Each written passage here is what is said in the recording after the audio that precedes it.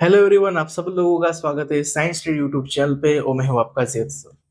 आज हम पढ़ने वाले हैं गाला 2026 का साइंस का पेपर नंबर 5 का सेक्शन बी का सॉल्यूशन। चलिए पढ़ते हैं। Question number 25। The solution of a substance x is used for white washing. X नाम का जो सब्सटेंस है उसको व्हाइट वॉशिंग के लिए इस्तेमाल किया जाता है। व्हाइट वॉशिंग का मतलब क्या होता है कि हम वॉल पे जो चूना लगाते हैं ना, व्हाइट, उसकी बात हो रही है।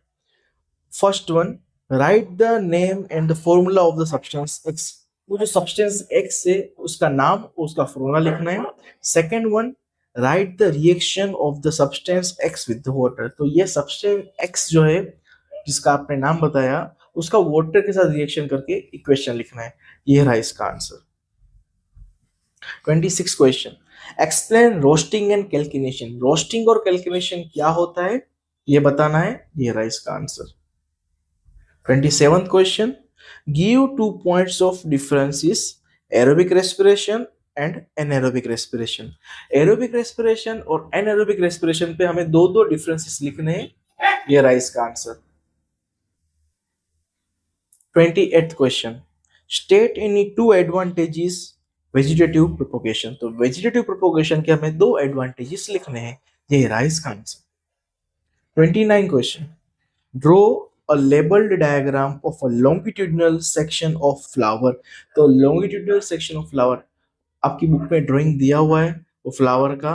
तो उस फ्लावर का आपको ड्राइंग बनाना है, उसको लेबल कर देना है, सही से नाम लिख देना है कि ये सेपल कहाँ पे, पेटल कहाँ पे, पिस्टिल कहाँ पे, वो सब बताना है।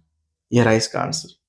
30 question, Prisha needs spectacles of -2D to correct her eye defects। Prisha को स्पेक्टिकल्स चाहिए जिसका पावर होना चाहिए -2D। ठीक है, उसकी आंखों की उसकी आंखों को सही करने के लिए, आंखों में जो दिक्कत है उसको सही करने के लिए। फर्स्ट क्वेश्चन उसमें दिया हुआ है कि which kind of eye defect Preesha have, state the type of lens is used to correct this eye defect.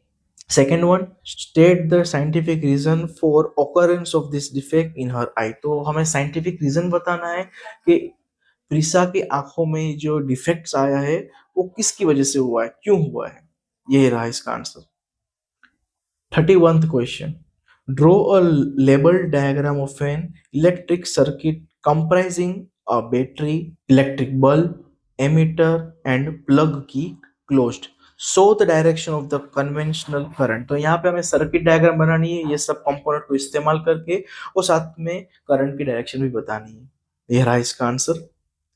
32 question, give definitions of electric current, state the formula of electric current and define its unit. तो electric current की definition क्या है, उसका formula क्या है और उसकी SI unit क्या है, ये 30 चीजें बतानी है हमें। ये रहा इसका answer. 33 question, why does a compass needle get deflected when brought near a bar magnet। Compass needle, compass कौन सा जिसमें नॉर्थ और साउथ डायरेक्शन हमें दिखती है, तो अगर उसको हम बार मैग्नेट के नजदीक लेके जाएंगे तो उसमें डिफ्लेक्शन देखने मिलती है, क्यों। यह रहा इसका answer. 34 question, what are the problems caused by the non biodegradable waste that we produce। Non biodegradable waste जो हम लोग प्रोड्यूस करते हैं उससे कौन कौन से प्रॉब्लम कोज हो सकते हैं ये बताना है। ये रहा इसका answer. 35 question, what steps should be taken to limit the depletion of the ozone layer। तो कौन से स्टेप्स हम लेंगे ओजोन लेयर जो डिप्लीट हो जा रही है, कम हो जा रही है, उसको रोकने के लिए। ये रहा इसका answer.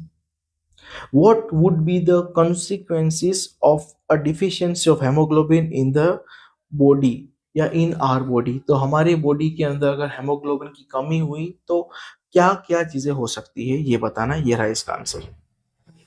37th question, give name, state the rules used to find the direction of the force acting on a straight current carrying conductor placed in a magnetic field। अगर मैग्नेटिक फील्ड के बीच में हमने करंट कैरिंग कंडक्टर को रख दिया तो अगर हमें फोर्स उस पर फाइंड करना है कि फोर्स कौन सी डायरेक्शन में लगता है तो कौन सा रूल हम इस्तेमाल करेंगे। ये रहा इसका आंसर। तो स्टूडेंट्स, हमने यहाँ पे सेक्शन बी कंप्लीट कर दिया है। अगर आपने इस चैनल को सब्सक्राइब नहीं किया तो सब्सक्राइब कर दीजिएगा, लाइक कर दीजिएगा, अपने दोस्तों के साथ शेयर कर दीजिएगा। Thank you very much.